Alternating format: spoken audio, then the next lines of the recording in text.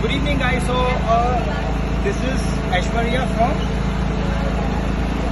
Nanavati PR, and this is the ultra compact soundproof acoustic enclosure which we have given to Aishwarya. Tell me something about for what all this, the purpose for what all this. So the purpose behind this lighting of Gateway of India is this entire October from 1st to 31st is breast cancer awareness month. So create awareness around breast cancer.